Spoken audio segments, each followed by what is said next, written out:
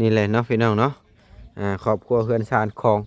น้องเต้นเพิ่นเนาะพี่น้องบ่แอนกาได้เข้ามาเป็นมื้อแรกๆนั่นแหละเนาะซึ่งมื้อนี้ก็ได้มีโอกาสเดินทางมากับสาวบุญโอ้เฮือนชานลานแป้นของเพิ่นก็ได้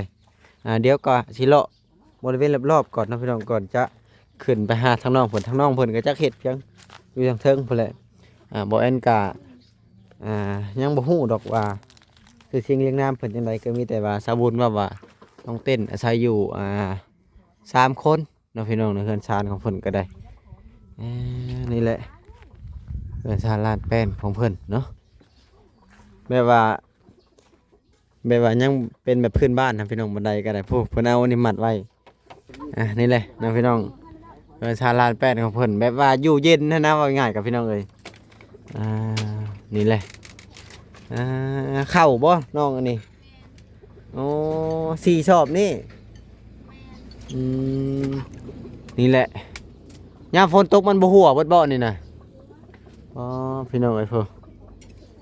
นี่แหละทางน้องเพิ่นเห็นเพิ่นเป็นครั้งแรกๆโอ้เอ้าสบายดีน้องสบายดีกำลังสิเฮ็ดหยังอันนั้นน่ะตามีกินข้าวเที่ยงบ่โดยยังบ่ทันกินข้าวเที่ยงฝนตกมันบ่พะลงมาใส่บ่นี่นะฟ้าอะไรมันบ่เปียกบ่คือว่าเป็นอันนี้นี่นะเปียกคือว่าพออันนี้นะเปียกเบิดอยู่โหของมันอันเพบ่แหละ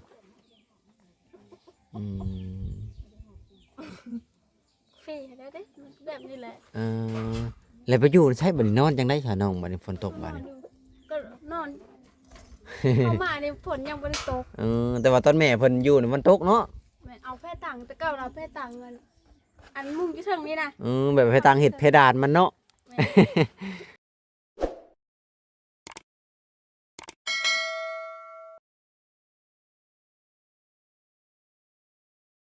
สวัสดีพ่อแม่พี่น้อง FC เบิดสุขุสู่คนว่าจะเป็นทางไทยฝั่งลาวหรือว่าสิเป็นทางต่างประเทศก็ยินดีต้อนรับเข้าสู่ช่อง YouTube เบาแอนสตูดิโอหรือว่า Facebook Fanpage เบาแอนอีกแล้วเนาะเอาเปิดภาพมาตอนนี้ก็ได้มีโอกาสเดินทางเข้ามาตอนแขวงสะวรรณเขตเนาะซึ่งมื้อนี้ก็ได้มีโอกาสเดินทางกลับมาหาทางครอบครัวทางน้องเต้นเพิ่นก็ได้มานำสาวบุญเพิ่นพี่น้องเนาะก็ได้มาเป็นมื้อแรกๆนั่นเลยว่าง่ายก็ได้ซึ่งเป็นว่าระยะทางมาเด็กก็โอ้ค่อนข้างจะไกลอยู่นะพี่น้องทางก็ค่อนข้างจะลำบากอยู่เพราะว่ามันก็เป็นทางขี้ฝุ่นมันง่ายเนาะพี่น้องถ้าว่าขี่รถจักรมาเดี๋ยวโอ้ยแนมบ่เห็นเลยเนาะ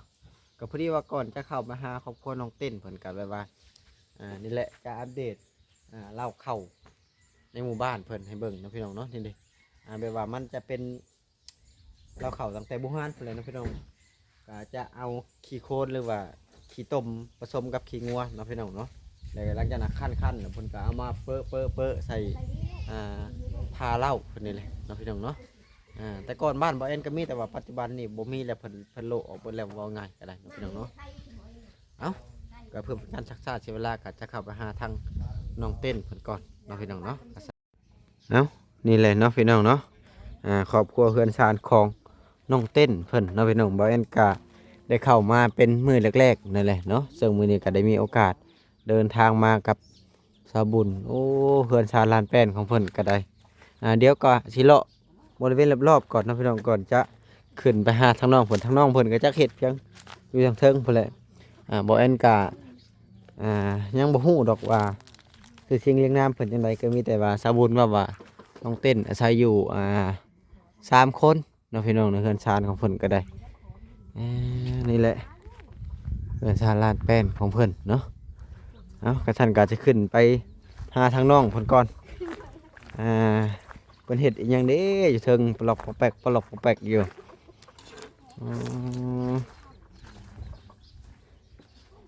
แบบว่ายังเป็นแบบพื้นบ้านนะพี่น้องบันไดก็ได้พวกเพิ่นเอานี่มัดไว้ขอขึ้นเฮือนเจ้าหน่อยเด้อน้องเด้ยันแต่ตกเพิ่นว่าแบบว่าคล้ายๆบันไดเลื่อนเนาะเลื่อนไปเลื่อนมาเนาะนี่แหละน้องพี่น้อง ชาลานแป้นของเพิ่นแบบว่าอยู่เย็นนะว่าง่ายกับพี่น้องเอ้ยนี่แหละเข้าบ่น้องอันนี้โอ้4 ชอบนี่อืมนี่แหละยามฝนตกมันบ่หัวเบิดบ่นี่น่ะอ๋อพี่น้องเอ้ยเพิ่นเอ้านี่แหละทางน้องเพิ่นเห็นเพิ่นเป็นครั้งแรกๆโอ้เอ้าสบายดีน้อง สบายดี กำลังสิเฮ็ดหยังกันน่ะ ตำหนิ ตามีกินข้าวเที่ยงบ่ โดย ยังบ่ทันกินข้าวเที่ยงเอ้าสิถามชื่อเสียงเรียงนามเพิ่นก่อนพี่น้องเอ้ยก็สิให้น้องเพิ่นกินข้าวไปนํก็ได้บางทีน้องเพิ่นอยากเข้าเด้เนาะเอ้านั่งลงน้องล่ะ เขาอันนั้นก่อน อ่า ล้างไหมไม่ถูเอ็ดเอง ล้างไม่ถูกเฮ็ดเอง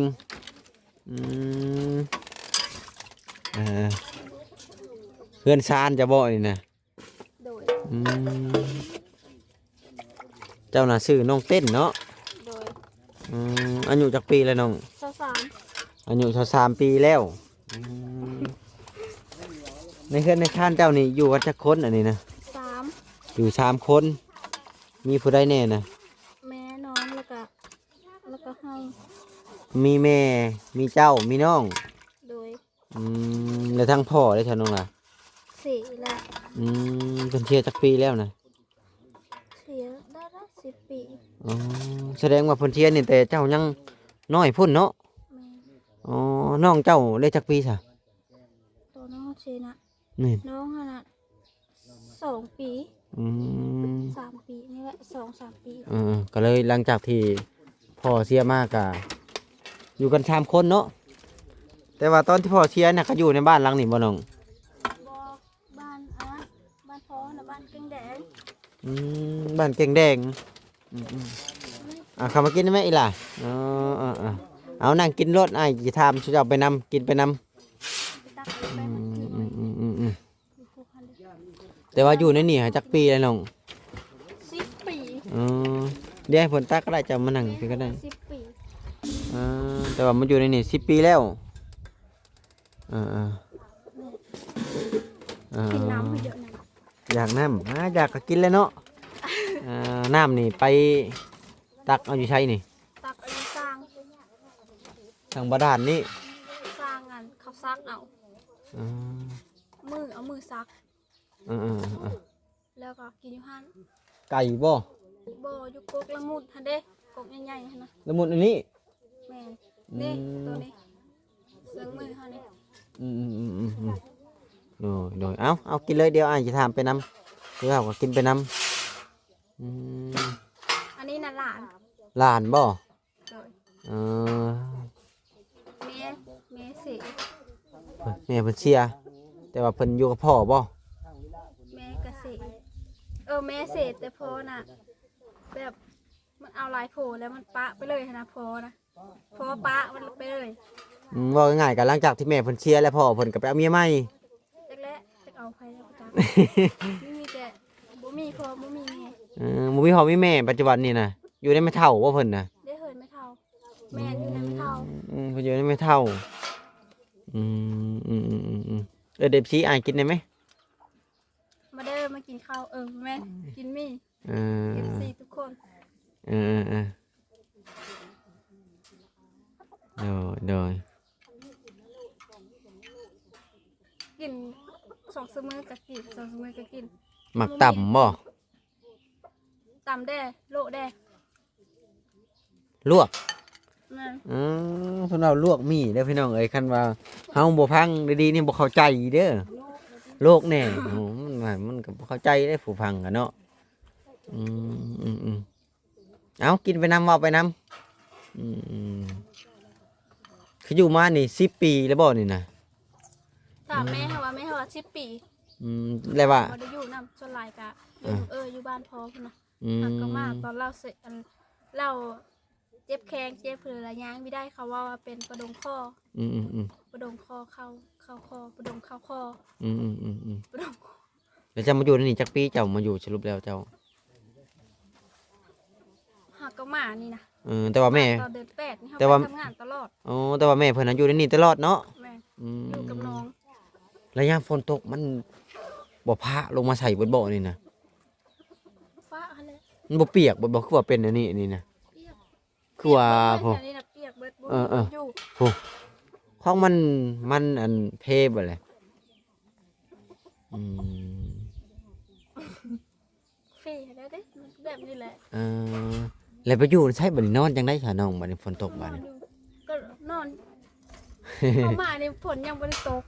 แต่ว่าตอนแม่เพิ่นอยู่นี่มันตกเนาะ แม่เอาแพร่ต่างแต่เก่าเราแพร่ต่างเงินอันมุ้งอยู่เทิงนี่นะ แบบให้ตังเฮ็ดเพดานมันเนาะ แม่ อืม เธอนึงเข้ามานะเธอนึงมันตก อืม ฝนแล้วก็เปียกเบิดแถวนี้นะก็บ่ได้บรรจุไปอยู่ตาราง อยู่ตารางก็คืออันในครอบครัวของเจ้าก็เห็นนาบ่นี่นะ บ่มี บ่มีนา แม่น มันเลยเข้า4ชอบมันมาได้ซะ ไปเกี่ยวเอา ไปรับจ้างเพิ่นเพิ่นให้4ชอบสมมุติว่าเข้า4ชอบมันนี่เบิดสิกินในไสบาทนี่ซะ บ่มีแล้วยังคิดสิเอาจักจะเอาซื่อละ ยังคิดอยู่ ไปเอาข้าวเขาแล้วก็ไปเกี่ยวข้าวคือเขา ความหมายว่าไปเอาเข้าเพิ่นมากินแล้วก็ไปเกี่ยวใส่เพิ่นเอาแห้งใส่ว่าง่ายก็ได้ แม่น ปี อ๋อ ปีกายนี่น่ะเอา60,000หันยังบ่ได้ไปไซนี่เราอยู่ยัง70,000 60,000 60,000เข้าเด้ 60,000ข้าวแล้วเป็นจักกระสอบบัดนี้ ส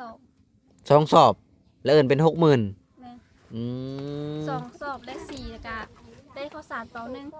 2สอบเข้าอันเปิดนะ สรุปแล้วยังติดหนี้เพิ่นอยู่ตอนนี้นะ แม่ ยังติดหนี้เพิ่นอยู่ 60,000 พวกอันบ่อันเอาเข้ามาแล้วไปเกี่ยวข้าวให้เขาหรือว่าไปก้นบ้านหรือไปเฮ็ดเวียกให้เขานะ 6 มื้อแม่น6 มื้อ60,000น่ะ ไปเกี่ยวข้าวให้เขาน่ะ8 มื้อขอ8 มื้อ 8มื้อต่อข้าว2สอบก็ส จัก รุป เขาไล่แน่ใดเขาก็บ่จัก แล้วสรุปแล้วก็แล้วตัวนั้น ยังและยังบ่ได้ไปไส ยังบ่ได้ไปใช้ปีหน้า ปีนี้แหละ อย่าไปสิไปกดมันแทน แม่ อื แล้วก็ไป ม ก้นบ้านได้2 มื้อ อืม มื้อที่3แหละบ่ได้ไป แล้ เรา ว ว่าเราสิไปเฮ็ดบุญให้เขาเจ้าพี่น้องหั่นนะ อืม แล้วก็พักก่อนแล้วว่านะแล้ว และ พาให้อัน ปิดบุญ แม่บุญเฮามาอัดคลิปเฮาในเดย์ อื แล้ว ม ก็บ่ได้ไป อืม แล้วก็ถ้าให้เพิ่นเฮ็ดเทือนเฮ็ดซ่านแล้วก่อนแล้วว่านะ อืม ถ้าสิเฮาไปก้นนำ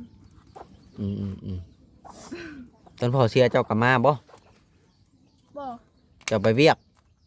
อยู่น้ำเอื้อย อืม อยู่บ้านพอ เพิ่นเชียร์จะพุ่น อันเดินเขาสิว่าฟัง แม่เฮาน่ะ อันนี้น่ะบ้านแม่เฮาอันนั้นน่ะบ้านพ่อเฮาแล้วแม่เฮาน่ะมื้อเฮือนโพ อ่า มื้ออยู่พุ่นแล้วก็พ่อเขาเสร็จแล้วก็แม่เฮาน่ะเหาะมาบ้านนี้ ความหมายว่ามันเป็นประเพณีบ้านเจ้าบ่หลังจากที่ผัวเสียแล้วต้องกลับมาบ้านเดิม คันว่าสิอยู่พุ่นก็อยู่ได้แต่ว่ามันมีปัญหาหันนะ ลูกเรามันลูกผัดพ่อเขาผัดอันมีเมียอัน หลายเมีย 3 คน พอจะมี3คนแล้วแม่จะเป็นเมียผู้ที่เท่าไหร่บัดนี้ เมียผู้ที่ ผู้ที่3ผู้สุดท้ายอื 3อัน ม คนที่ยังอ่ะ เรากับปะแล้วคนที่2แล้ว เราได้ลูกอันประมาณ6คนบ่หรือ5คนนี่แหละ แล้วก็เมียเราหันตายแล้วก็เราหันมาเอาแม่เฮาแม่เฮาแล้วได้ลูก2คนได้เฮากับน้องเฮาแล้วก็เราหันเสียแล้วแม่เฮานะกลับมา ก็เลยกลับมาเนาะ แม่นกลับมาแล้วก็บ่มีบ่อยู่พ่อเฒ่าปลูกเพิ่นอันนี้ให้อยู่เฮานั้นอยู่นำเอื้อยกับเอื้อยอันนั้นนะเอื้อยแม่ เอื้อยคนละแม่ แม่ แต่พอเดียวกัน แม่แล้วก็เรียนอยู่พุ่นเราก็เรียนอยู่พุ่นแล้วก็จบ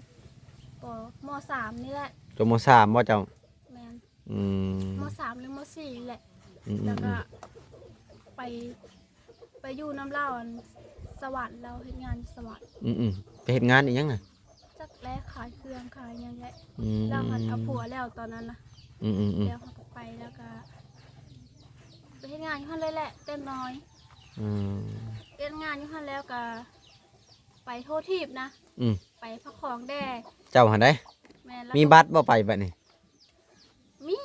เอ้ยค่ะเฮ็ด อืม ไปเฮ็ดงานอยู่สวรรค์หั่นแล้วก็ ขึ้นมาบ้านแล้วว่าไปเฮ็ดบัตรนำเดียวแล้วก็สิไปไทยแล้วเฮาก็สิไปไทยไปภาคใต้กับผัวเราแล้วเฮาก็เฮ็ดแล้วเฮาก็บ่ได้ไปอยู่แถวสวรรค์นั่นแหละแล้วก็ไปพักของไปผสมพันธุ์มาคิดแล้วก็ไปไทยครึ่งเดือนนี่แหละไปต่อกิ่งหมากพริกไปนะขนาดไปมันเป็นสวนนะนะเราก็เลยไปน้ำเขาไปต่อเป็นแบบว่าคล้ายๆแบบว่าอันนั้นดอกหมากพริกนะเนาะเพิ่นเอิ้นว่าอีหยังผสมพันธุ์ผสมพันธุ์หมากพริกผสมดอกหมากพริกแล้วก็ไปแล้วก็มาบ้านอีกแล้วก็ขึ้นเวงแล้วก็มานี่แม่บ่สบายแล้วก็มาก็เลยมาอยู่ในแม่ตอนนี้เนาะก็เลยอยู่ในแม่เลยบัดนี้อันนี้คือความหมายว่าน้องเพิ่นเล่าเรื่องประสบการณ์แต่ก่อนเพิ่นไปทำงานเพิ่นบ่ได้อยู่บ้านเนาะว่าง่ายๆนะไปแล้วก็บ่พอได้เงินก็จักไปใส่เบิดได้ยังแน่ไปเฮ็ดงานหลายปีนะได้ไม้เส้นแหละได้ไม้เส้นโอ้จักเส้นนะน้อง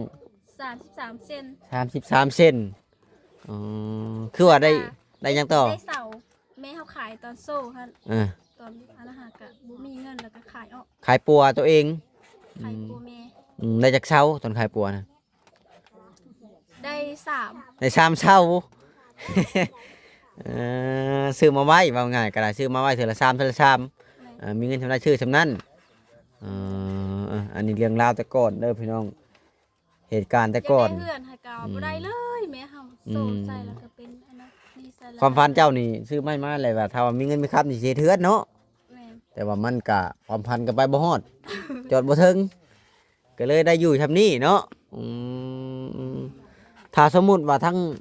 แม่บุญบ่เข้ามาช่วยนี่สินอนใช้สปีนี่เอ้าบ่มีบ่นอนแหละก็สินอนตากฝนมาสินี่แหละบ่มีบ่นอนฝนตกมากก็ถ้าฝนเช้าก็จังนอนเนาะเอาแพยางมากอันนั้นแหละเฮ็ดแพดานก็คือเอาแพยางมาเฮ็ดแพดานโอ้ผู้มันสิลงแล้วได้นี่บ่ฮู้ว่ามันสิหักลงมือได้นี่นะฮะบ่ฮู้คือกันยามนอนมันบ่ได้ติ่งบ่สมมุติลมพัดบุดๆนี่ติ่งออดแอดเนี่ยนี่พี่น้องเอ้ยโอ้จะคือแผ่นดินไหวนี่แหละนะนี่ก็คิดจะได้เฮือนได้ซ่านน้องๆก็ไปหาแต่มันก็แม่ผัดเจ็บไข้เนาะแม่ป่วยตลอดบ่ได้มือดีเลยแต่มาเพิ่นเป็นโรคอีหยังน้องได้ไปหาหมอบ่ได้ไปเขาจะว่าเป็นประดมเข้าคอได้ไปอยู่เนาะตอนปีก่อนนั้นนะคะเป็นเลือดตกเลือดตกแล้วดีไปโปเงินตัวเฮาไปทำงานทะเลมาโปนะแล้วปีนี้ผัดมาเป็นประดมเข้าคอเจ็บหัวเข่าแล้วก็เจ็บตามข้อนี่นะยางก็ได้หามไปหามาแล้วโบไปโปมาแล้วก็ดีก็ยังบดีคักได้มือเจ็บมือบ่เจ็บลมแบบอากาศเย็นๆนี่ค่ะคัดแข้งคัดข้อเป็นประดกน้อยว่าน้ำกินน้ำได้ไหมมันจะไข่นะเดี๋ยวอ้ายกับกายชุดคลิปเลยแหละบอกไปเลยมันจางบ่ได้ให้หลานให้กินไหมเดี๋ยวอ้ายจะจบคลิปกับให้เจ้ากินน้ำกันกันนี่แหละน้องพี่น้องเรื่องราวกะโอ้ครอบครัวที่ทุกข์ยากแต่กันยังดีเนาะที่ทางสบุญเพิ่นได้มาหาได้เห็นจังได๋ทางแม่บุญจังฮู้จักเจ้าซะไอ้ขวัญบอกให้มีเพิ่นแนะนำมาโดยว่าแล้วก็แม่บุญก็มาแล้วเราก็ถามนั้นถามนี่แล้วก็บอกเราก็มาตลอดเรามายามตลอดก็จนกระทั่งเรา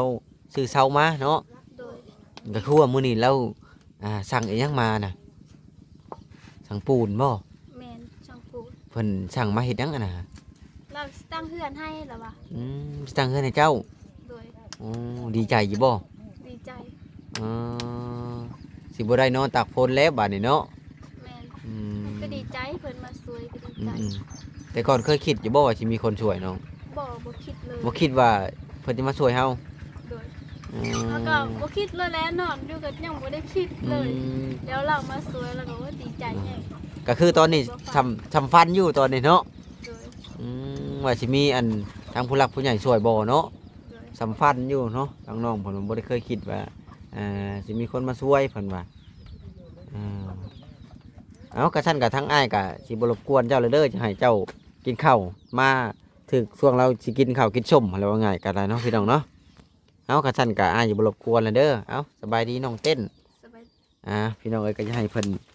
กินก่อนมาประสบเราเฮ็ดอยู่เฮ็ดกินเดี๋ยวก็สิให้เบิ่งก่อน พวกตูมันหลา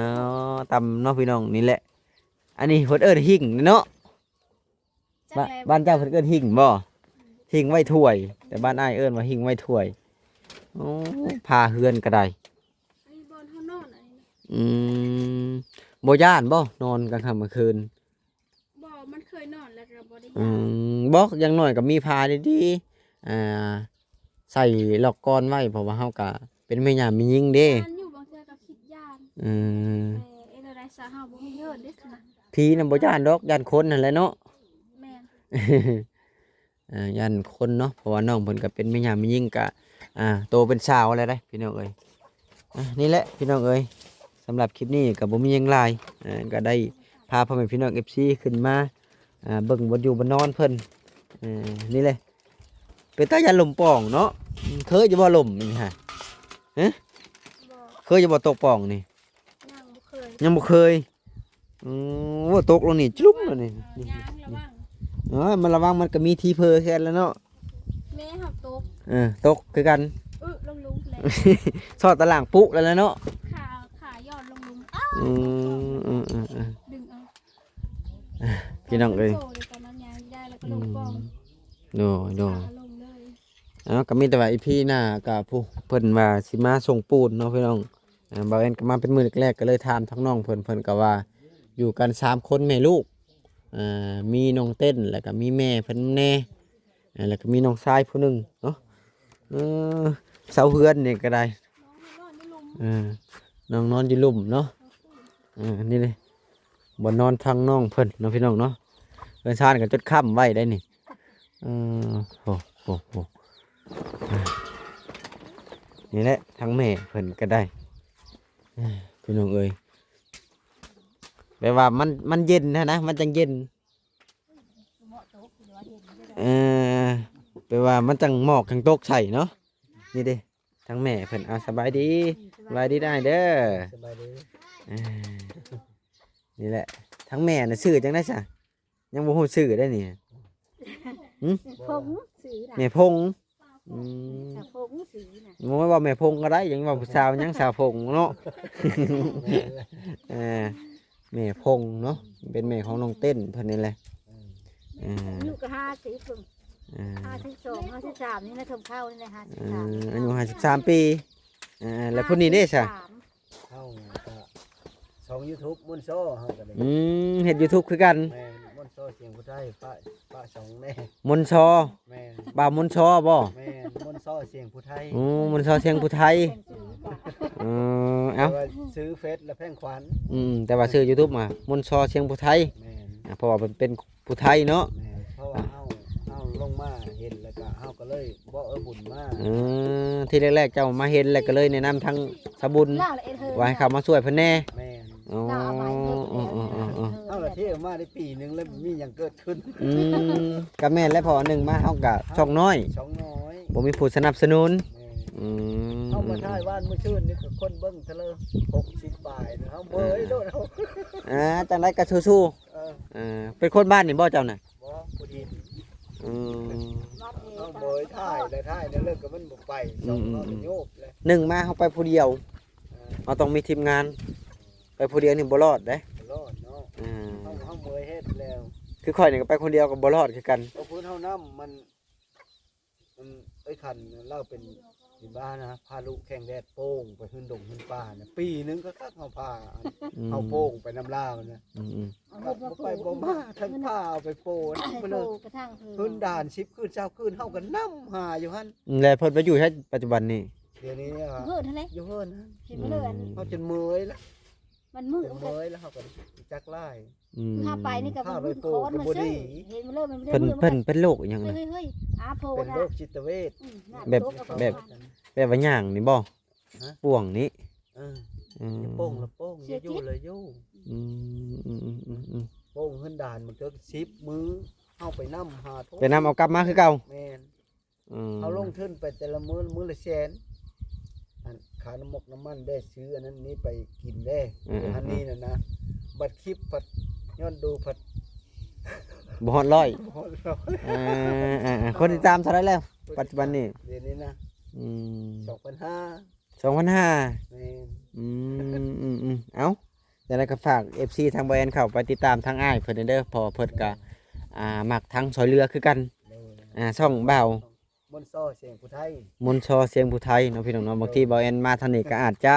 ส่วนเพิ่นถ่ายคลิปบริเวณแถวนี่แหละบางทีก็จะให้เพิ่นหาไว้ก่อนก็ได้ เดี๋ยวเฮาก็จังว่าไปนํกัน อ้าวเฮ็ดแบบโทรไปมีแต่ว่าแต่คลิปซอยเหลือเพราะว่าเฮ็ดไปเลยมันก็บ่ไหวนะ แม่นแล้วเฮาบ่มีทุนมันไปบ่ได้เด้ไปแต่ละมื้อค่าอยู่ค่ากินค่าน้ำมูกน้ำมันเฮาไปผัดเฮาผัดชื่อของต้อนเพิ่นเล็กๆน้อยๆมันหน่อยเบากระเป๋าว่องๆเลยเนาะ มาจนหมดไล่จะไปหากันชาบเฮิรนเลยกูมือ เอ นี่ อ ชาบเฮิรนชาบซ่านเลยเฮ็ดเฮิรนกับเจ้าเลย ก็มีแต่ว่าเคสใดที่มันดีๆก็แนะนำกันก็ไปถ่ายนํกัน โดย ทางเฮาก็บ่ยากดอกทางนี้ก็พี่น้องเอ้ย นั่นแหละจัง จังบ่ไหวแล้วนี่จังได้ไปพบไอ้บุญ พบเชื่อในบ้านเลยเนี่ย โน่ ไปดินน้ำชาวแตวหันไปเบิ่งชาวแตวอย่าเห็นชาวแตว สาวแตวเพิ่นดังเด้ช่วงนั้นเนาะมันอยู่บ้านดงบักอย่างเด้ ส่งแบอยู่เชโน่แล้วกลับเพิ่นมาแล้วพากินมะพร้าวเด้อทางเฮาอันเด้ ทางเข้านั่น แม่น โน่ นั่นแหละก็เลยเฮาไปเบิ่งชาวแตวก็ทางบ้านนี้แหละตามเขาหันเขาบอกเฮาแล้วก็เฮาไปเอาไปเห็นไอ้บุญอยู่หันแล้วก็เลย แนะนำเพิ่น เยอะไปซอยอันครอบครัวไอ้ผงนี่แหละน้องเต้นว่า น้อง ลูก เต้น รา เนาะก็เลยนำมา เลยเรามา จน กันมา ได้มาสานต่อความฝันของเพิ่นเนาะ โดย กะท่านก็ดีใจนำเด้อสิได้เฮือนชาแล้วได้บัดนี้ ใจ เอ้าสบายดีเด้อ สบายดี ดีดีแห้งแล้วเราก็รู้